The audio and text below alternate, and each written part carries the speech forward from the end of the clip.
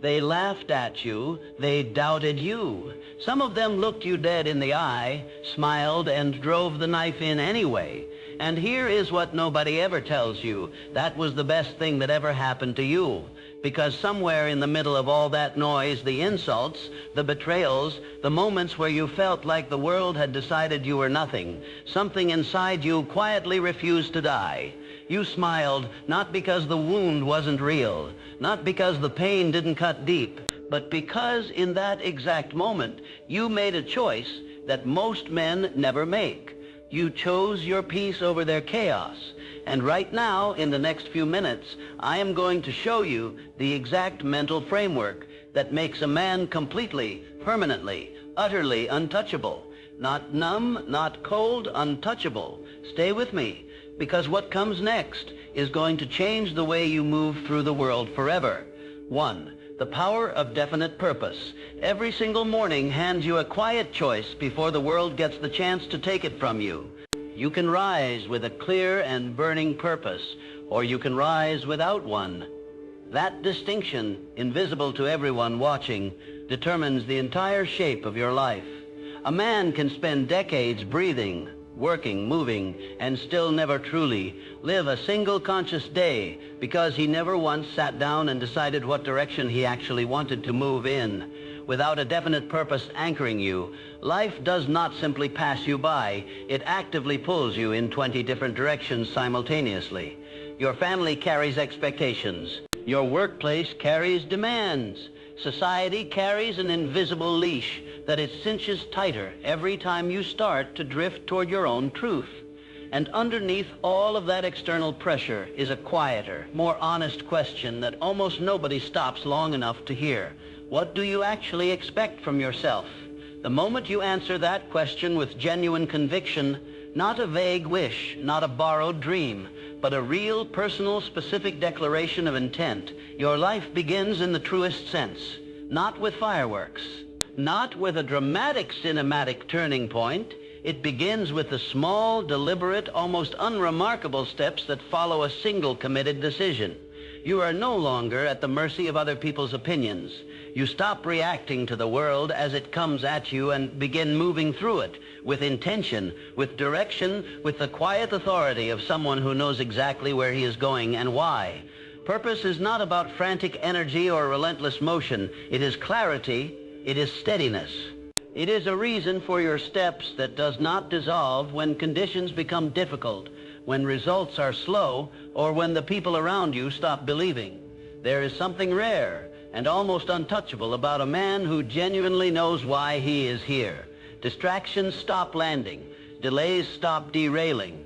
Doubt fades into background noise rather than front row commentary. You become an entirely different kind of human being when you commit to pursuing one true goal rather than scattering your energy across 10 half-hearted directions. You become aligned. You become focused. You become, in the best possible sense, dangerous. So ask yourself this question honestly, with no performance and no comfortable deflection.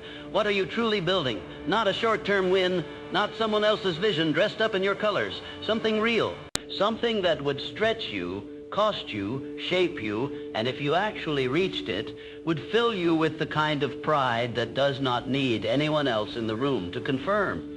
Wouldn't that kind of clarity transform the way you walk into every morning? Wouldn't the stress, the noise, and the small provocations shrink to almost nothing when measured against a purpose that size? Picture walking into a room saturated with confusion, indecision, and unresolved anxiety, and feeling none of it. Not because you have every answer, but because you have made the one decision that matters most. The moment you say with full conviction, "This is my path," you reclaim the power that has always been yours. You stop waiting for life to grant you permission. You stop reaching for external validation before you will allow yourself to begin. You simply begin. But purpose demands courage, and that is precisely where most men stall. They wait. They tell themselves that clarity will arrive on its own if they are patient enough, and quiet enough. It will not. Life does not assign you a mission. You assign one to yourself. The men who thrive are not always the most gifted or the most outwardly impressive. but they are almost always the clearest. They see a mountain that nobody else is paying attention to, and they commit to climbing it quietly, persistently, without requiring applause to continue. The question becomes simple, even if the honest answer takes courage. Are you ready to live like that? 2. Emotional fortitude over emotional reaction. Bring to mind the last time your emotions took the wheel without your permission. Perhaps it was anger surfacing in a conversation that mattered. Perhaps it was anxiety pulling you away from something important at exactly the wrong moment. In that instant, who was actually in control? Your vision or your reaction? Emotions are among the most powerful forces operating inside a human being, but left entirely unchecked. They do not build anything. They dismantle.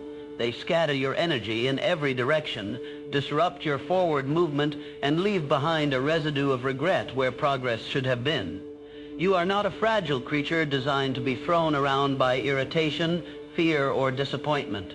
You are equipped with something considerably stronger than raw feeling, awareness, intention, and the capacity for real, deliberate control. But those qualities only activate when you consciously take the wheel. The gap between reacting and responding is measured in a single breath. But that breath contains everything. Life does not ease up for anyone. It delivers friction, delays, disrespect, and disruption on a schedule it sets without consulting you. And while you cannot dictate what arrives, you can master how you show up when it does. That is the essence of emotional fortitude. It is not about constructing a performance of serenity you do not actually feel. It is about standing in the middle of the storm without becoming the storm yourself. It is about allowing emotion to move through you without allowing it to make your decisions for you, to feel everything fully without being consumed by any of it. That is a rare and genuinely formidable power. The men who cultivate it become, in the most literal sense, unshakable. Consider this scenario. Someone insults you. Do you throw your inner peace into the fire just to retaliate, just to prove a point that will not matter in 48 hours? Or do you recognize that their comment is a direct reflection of their own internal state, not yours, and keep walking? Not because you are weak, because you are grounded, because you have learned at a level below the intellect that protecting your energy is worth considerably more than winning an argument that costs you your composure. That is not detachment. That is mastery. True emotional strength does not extinguish your fire. It channels it with surgical precision. It takes raw emotional energy and points it directly at your growth, your focus, and your vision, rather than scattering it across useless conflict. When you stop being reflexively reactive, you become genuinely responsive. And in that precise space between what happens to you and how you choose to answer it lies your greatest and most permanent freedom. This is not a philosophy of emotional suppression or performed calm. It is the recognition that your first feeling does not have to determine your first move. You can feel frustration rise inside you, acknowledge its presence honestly, and still select action over impulse. The world will poke, provoke, and push with impressive consistency. But you, and only you, decide what comes next. That kind of control does not make you robotic or removed. It makes you reliable to yourself, which is the only reliability that actually matters long term. Now picture yourself in the middle of pursuing something genuinely meaningful. Obstacles materialize, delays, criticisms, setbacks that arrive without warning or fairness. But you do not spiral. You do not raise your voice. You pivot calmly. You adjust with the steadiness of a seasoned climber who understands the mountain may shift its face, but the summit has not moved. That steadiness is not a personality trait you either have or do not have. It is your power cultivated deliberately. The person who can feel everything without being ruled by any of it does not merely survive life. They command it. 3. Discipline is freedom. Discipline is one of the most consistently and thoroughly misunderstood concepts in the conversation about success. Most people experience it as a cage, a joyless enforcement of routine, a daily sacrifice of spontaneity and pleasure. But that is an entirely surface-level interpretation. Look deeper and the reality inverts completely. Discipline is not restriction. It is release. It frees you from the chaos of a life without structure. It liberates you from the corrosive inconsistency that keeps most men cycling through the same patterns year after year. It places the keys to the life you actually want in your own hands, rather than leaving you perpetually reacting to the life you're stuck inside. Imagine a day built on your terms from the first hour. You do not wake up late with the immediate weight of tasks you already know you have been avoiding. You rise with energy that feels earned, a mind that is clear and oriented, and a working knowledge of exactly what matters today and how you intend to move toward it. That is not a burden. That is the definition of freedom, freedom from distraction, freedom from the sour aftertaste of wasted potential, freedom from the question that haunts so many men quietly, what if I had simply tried harder? Discipline hands you the power to lead yourself with consistency, while the majority of people drift, guided entirely by mood or the momentum of circumstance. The disciplined man decides. He does not wait for the right emotional state before doing the necessary work. He moves regardless. That capacity to follow through, especially when it is inconvenient, when no one is watching, when the task is dull and the reward is distant, is the precise edge that separates builders from dreamers. The builder shows up when it is hard. The builder shows up when it is boring. The builder shows up with full knowledge that nobody is going to acknowledge it today and does the work anyway. That is where the real advantage lives. Every single choice you make accumulates silently. The hour you set your alarm for, the way you respond when you are exhausted, the decision to push forward or take the comfortable exit, each one is a living declaration of the life you are currently constructing. You are not just living through a day. You are laying the foundation your future will stand on, and you control whether that foundation is shaky and scattered or solid and deliberately built. Sit with this thought for a moment. Who would you become if you honored every commitment you made to yourself? If you trained your body on the days it demanded rest? If you held to your goals regardless of weather, mood, or the mood of the people around you? How would that compound across months, across years? The results would not just show up in your measurable achievements. They would show up in the way you carry yourself through a room. You would stand differently. You would speak with a different weight. Not from arrogance, but from the specific confidence that can only be earned through consistent self-kept promises. Consider the farmer who rises before the sun every morning and steps into cold, wet fields without waiting to feel inspired. The harvest does not hold itself for his enthusiasm. The crop does not respond to his emotional state. And yet, the farmer shows up because the work must be done. And the farmer understands that reality without resistance. Your goals operate on the same principle. They do not respond to feelings. They respond exclusively to effort. If the life you want is genuinely rare, a life of deep peace, sustained fulfillment, and lasting satisfaction, then your habits must be equally rare, not perfect, consistent. And the tool that builds consistency is discipline. So the question is direct. Are you willing to build it? Are you prepared to trade the comfortable ease of right now for the lasting greatness of what comes next? Because discipline does not chain you to a life of sacrifice. It hands you back your time, your strength, and your future. And in that exchange, you become, in the truest sense, untouchable.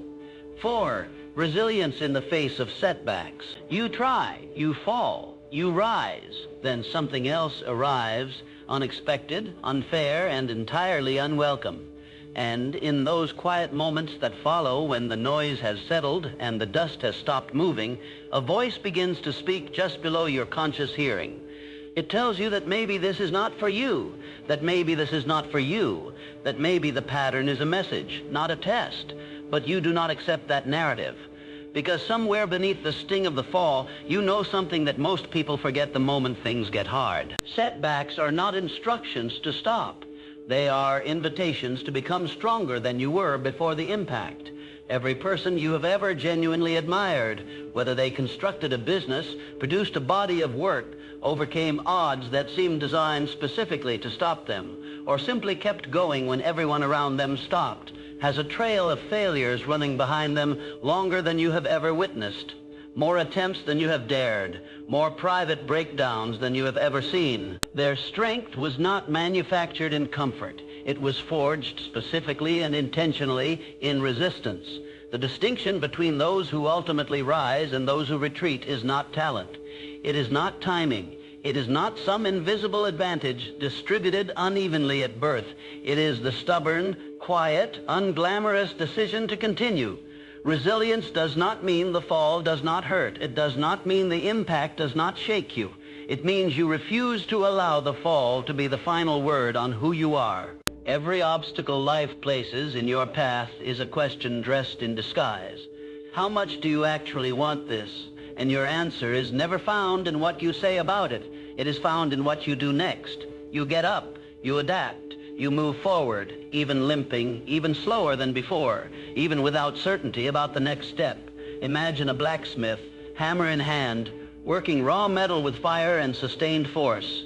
Each strike appears destructive to the untrained eye, but it is not destruction at all. It is transformation. That is an accurate description of what is happening to you when life applies its pressure.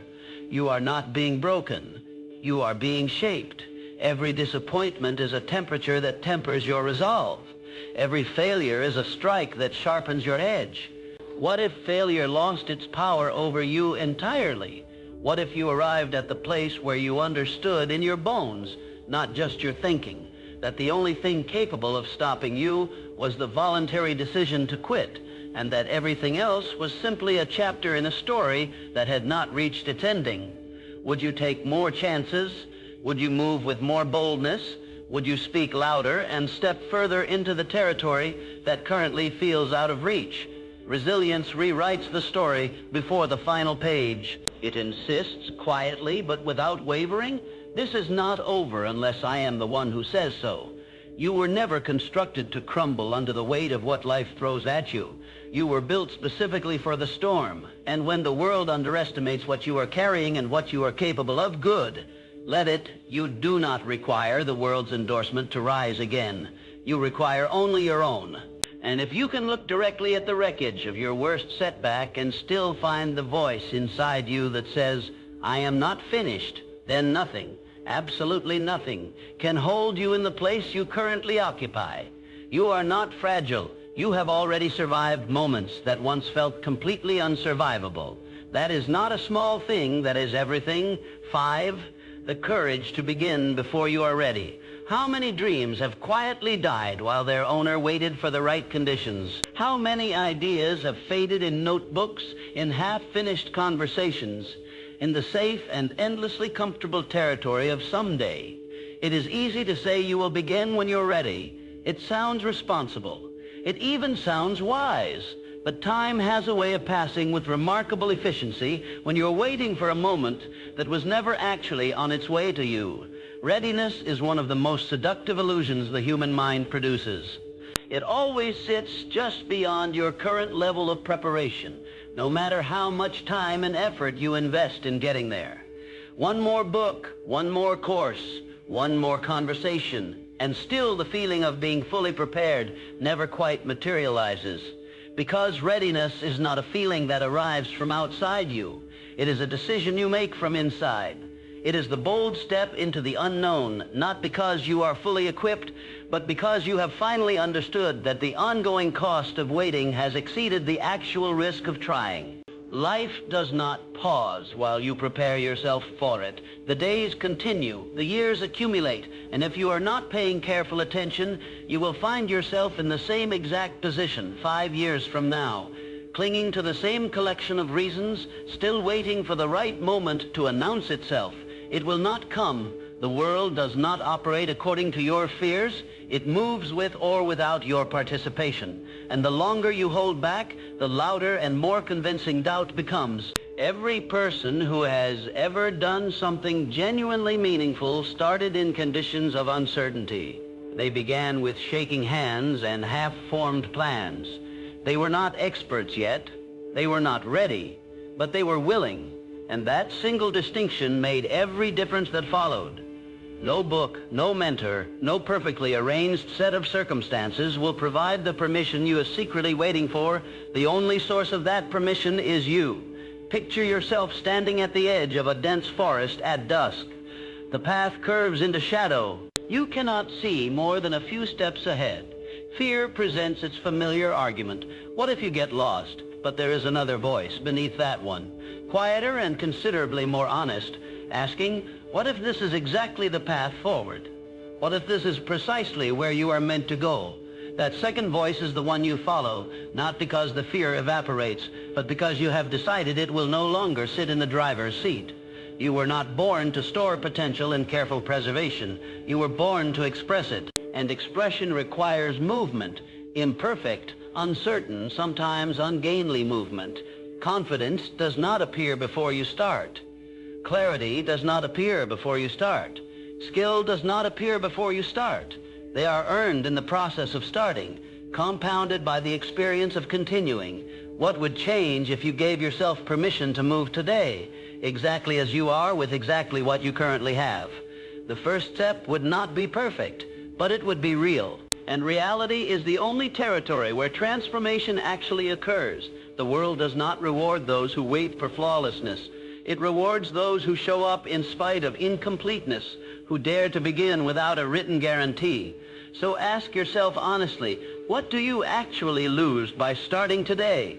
And what will you continue to lose quietly, invisibly, irreversibly if you do not?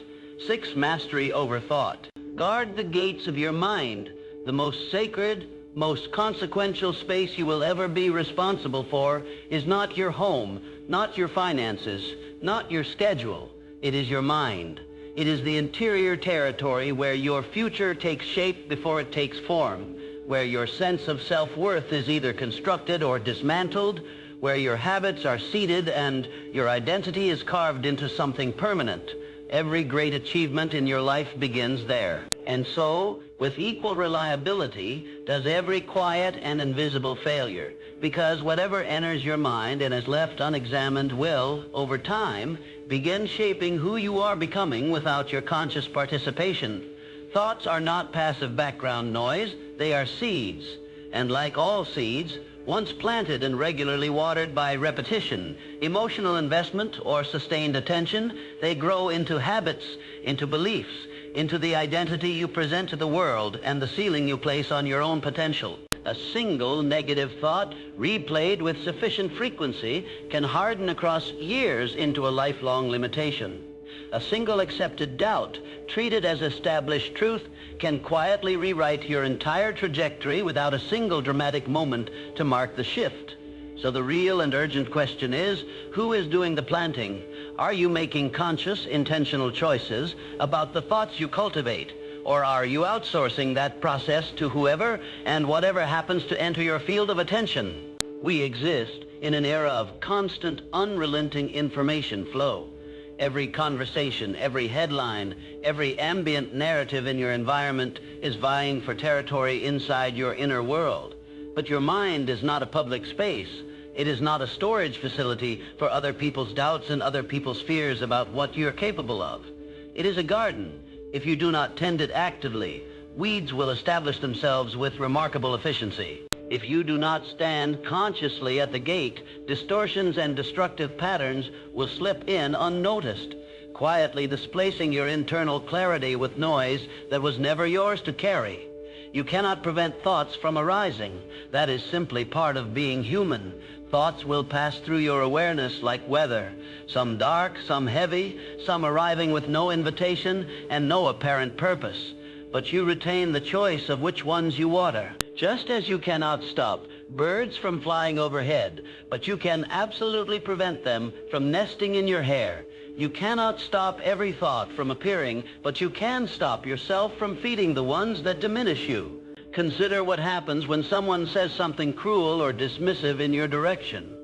Do you allow that comment to replay on a loop, each repetition reinforcing its damage, or do you acknowledge it as noise, uninvited, inaccurate, and ultimately irrelevant, and deliberately redirect your attention?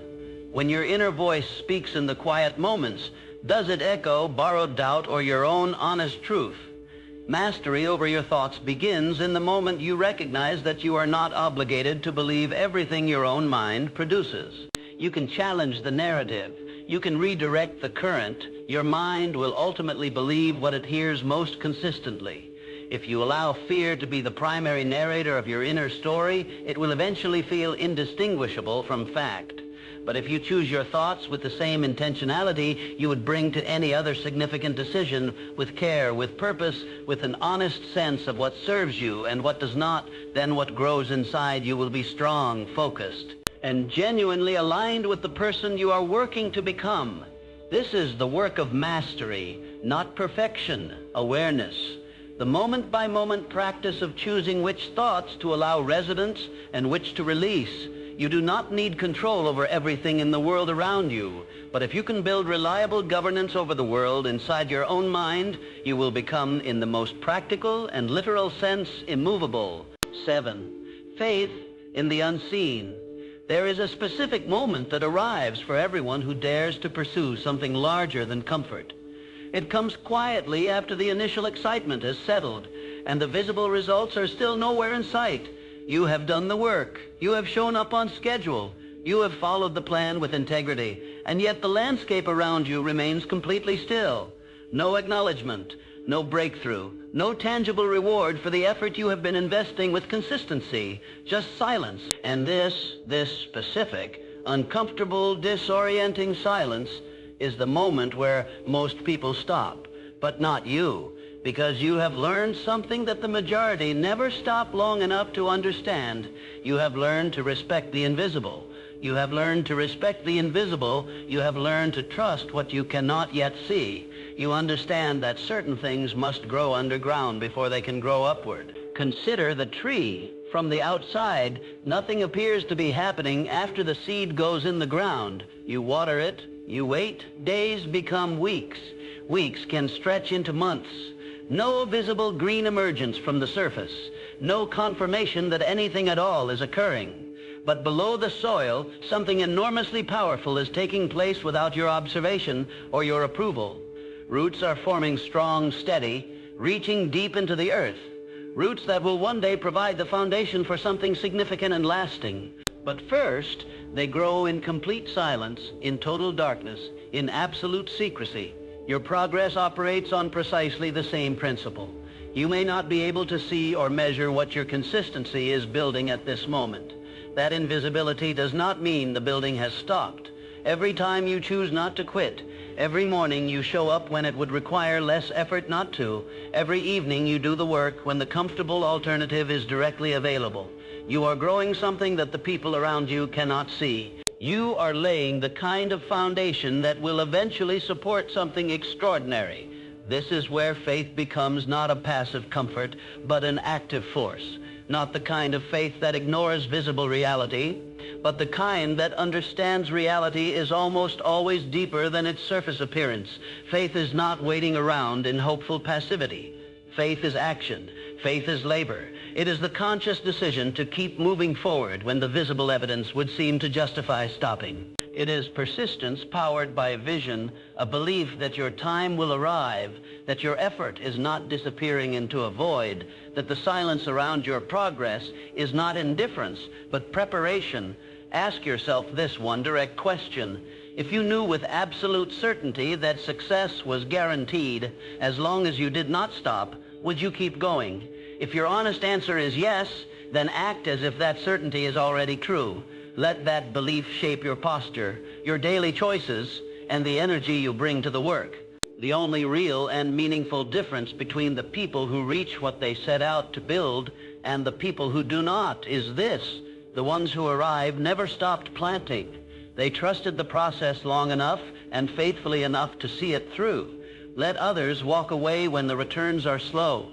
Let them conclude that what is not yet visible must not be real. You keep planting because you understand something they have not yet learned. It was never sudden. It was never random. It was faithful to the process, faithful to the vision, faithful to what you could not yet see but refused to stop believing in. 8. The power of delayed gratification. In a world engineered around immediacy, instant delivery, instant answers, instant validation, waiting feels fundamentally unnatural. Everyone wants the prize, Very few are genuinely prepared to endure the full weight of the process. Fewer still are willing to walk past available pleasure today in order to claim something of genuine and lasting value tomorrow. But this is the precise truth that separates those operating at the highest level from everyone clustered around the average. Real, sustainable success is slow, and it demands a consistent, daily willingness to trade the momentary for the meaningful. You hear the invitation every single day, sometimes soft, sometimes deceptively persuasive. Stay in bed a little longer. Skip the session. Buy the thing you do not actually need. Watch one more episode before doing the work that matters. Rest now. Indulge now. Reward yourself now. The voice is always present, and most people follow it, not from weakness in any simple sense, but because the reward that is immediately available feels significantly more real than the potential reward that exists only in future probability. But the people who genuinely win in any domain worth winning in are the ones who have learned to pause, to wait, to say not yet with full understanding of what they are building toward. Delaying gratification is not self-punishment dressed in disciplinary language. It is a sophisticated and deliberate strategy, one that builds something no impulse purchase or momentary indulgence ever could. Real discipline, authentic self-mastery, and long-term compounding gain. When you say not yet to something small and immediately available, you are in the same moment saying yes to something considerably larger and more durable. You are not missing out. You are positioning. Picture someone genuinely committed to developing a skill, a craft, a language, or a body of expertise. The opening phase is engaging. Everything is new. The learning curve produces visible progress, and the novelty sustains motivation. Then the wall arrives. Progress slows to a pace that feels almost imperceptible. Frustration emerges and takes up residence. This is where most people redirect their attention towards something newer and easier. But mastery does not come from chasing novelty. It comes from enduring the plateau with full presence and continued effort. From showing up faithfully when the work is boring and the progress is invisible. Every time you delay the impulse to quit, every time you choose to remain when leaving is the easier option, you are building toward a level of capability that others will never reach simply because they were unwilling to wait long enough.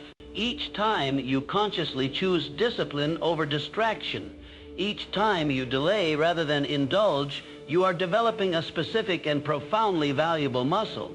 The muscle of self-governance, the capacity to hold out for more. When that muscle is sufficiently developed, it changes the entire architecture of your life. It gives you power not over external circumstances, but over your own impulses.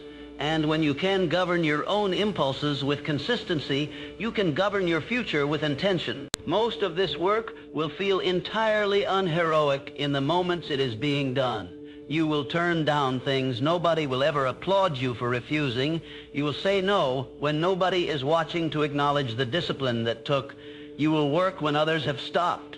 When the world has given you a convincing reason to rest, when the results are still not visible on the surface, and it will not pay immediate dividends. But one day, with the compounding force of every one of those quiet, unwitnessed decisions working in your favor, it will. People looking at your life from outside will call it luck. They will call it talent or favorable timing. But you will know exactly what it was.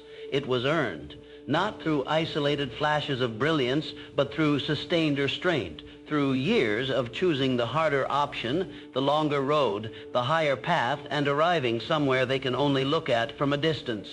9, the strength of stillness. In a world entirely addicted to movement, speed, and visible activity, stillness has become one of the rarest and most genuinely powerful forces available to a man who understands what he is holding. Look at the environment around you, and the pattern is impossible to miss. People rushing through every interaction, talking without actually listening, reacting before a thought has fully formed. There is a kind of frantic, restless energy pulsing through every room and every exchange, everyone competing to be first, loudest, most visibly productive. But in the middle of that storm, the man who remains calm does not just survive the chaos.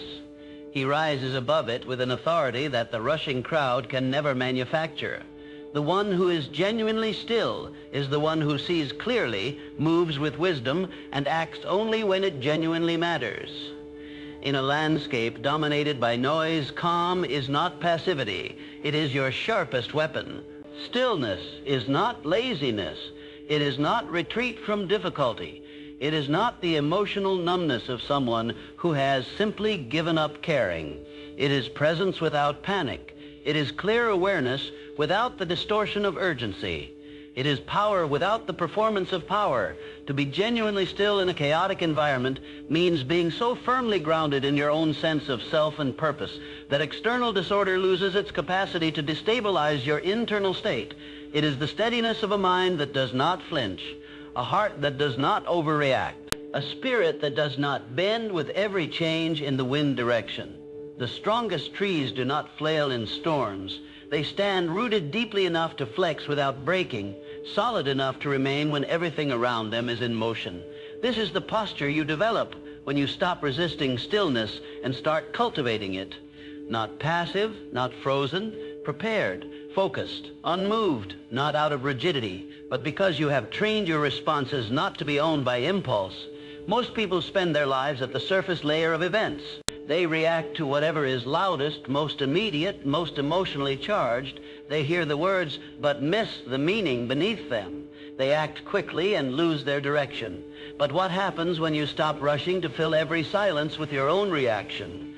What becomes available when you pause before answering, step back from the frenzy long enough to actually perceive what is happening beneath the surface? Stillness delivers access to a deeper and more accurate current of information that frantic, reactive energy consistently misses. You begin to notice intention beneath words, motive beneath action, opportunity embedded in challenge. You stop moving out of fear or external pressure and start moving from genuine alignment with what actually matters. Stillness is not the absence of motion. It is the presence of mastery. It is the evolved capacity to select your response rather than be dragged along by the force of your first reaction. When someone provokes you, stillness creates the pause that prevents you from handing them your composure. When anxiety surfaces, stillness gives you the ground to breathe through it rather than amplify it. Imagine being the person in the room who does not scramble, who does not fight for space in the conversation, who listens more carefully than they speak, and when they finally do speak,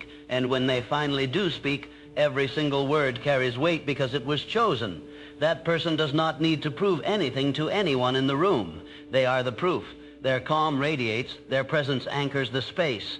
People trust them without being able to fully articulate why. It is because calm people are genuinely rare, and rare things in any environment command respect without demanding it, 10 becoming the example. There arrives a moment, and for the man who is paying attention, it arrives with considerable force. When you realize that the most lasting impact you will ever have is not delivered through a microphone. It is delivered through a mirror. Not the one you use to examine your own reflection, but the one you become for the people who are watching your life unfold in real time, in a world saturated with declarations, opinions, and the relentless noise of people announcing what they stand for. The rarest and most powerful thing of all is a person whose life demonstrates the truth they claim to hold without needing to explain it, defend it, or seek acknowledgement for it. People generate an extraordinary volume of language about what they intend to do, what matters to them, who they are, and what they believe, but language by itself is entirely weightless. What gives a life genuine gravity is the quiet, consistent, often unwitnessed alignment between what you say and what you actually do, especially when nobody is watching. You do not need to announce that you are growing. You do not need to construct a visible narrative of your improvement. You simply need to live like it, day after day, in the moments that nobody will ever chronicle or applaud. Every person you encounter, whether they show it openly or conceal it completely, is carrying something invisible. Fear, doubt, the specific fatigue that comes from trying to maintain momentum in a world that seems designed to exhaust your reserves. They are scanning their environment for evidence that someone, somewhere, is managing to live with genuine discipline, with integrity, with clear purpose in the middle of the same chaos they are navigating. They may never voice this, but beneath the surface, they are hoping that a person like you exists. Not someone flawless. Flawlessness is not inspiring. It is alienating. Someone real, someone grounded, someone honestly awake to what life requires and willing to meet that requirement consistently. Will you be that person? Real leadership, the kind that generates genuine and durable impact, has never required a formal position or a recognized platform. It requires quiet, consistent example. It requires becoming the kind of person whose choices create invisible ripples that extend well beyond what you can observe. And crucially, that does not require anyone's permission to begin. Consider someone you genuinely respect, not someone who impressed you with well-constructed language, but someone whose way of moving through the world made you want to raise your own standard. The likelihood is strong that what shaped your view of them was not what they said at any particular moment. It was how they carried themselves across time, the choices they made when the easier option was clearly available, the consistency with which they showed up even when showing up cost them something. They may have had no idea you were watching, but you were, and it mattered to you in ways you may still be carrying. Someone is watching you with the same quiet attention. They are noticing when you keep your commitments to yourself, when you complete the difficult task without looking for corners to cut, when you maintain your values under pressure, when compromise would be easier and nobody would call you out for it. Your example is being absorbed and cataloged by people who may never tell you it happened. You become the lighthouse, not by flashing signals and sounding alarms, but by standing with consistent height, shining with steady purpose, refusing to dim when the weather turns. You become the example not by attempting to change others, but by being so genuinely rooted in your own purpose that your presence gives others permission to find and commit to their own. What does your life say when your mouth is closed and the performance is over? What do your actual habits reveal about what you genuinely value? When pressure mounts and the comfortable compromise is directly available, do you hold to the same values you claim when things are easy? This is where example is forged, not in highlight moments, but in the unremarkable, unglamorous, repetitive daily reality that constitutes most of a life. You do not require a stage to matter. The example you set in your home, your work, and your community travels further than any broadcast. And the world right now is not starved for more voices. It is starved for more people who quietly, consistently, invisibly live what they claim to believe. That may be your calling, not to be the loudest in the room, but to be the one whose life, without ever asking for recognition, gives someone else the evidence they needed to believe that better is possible.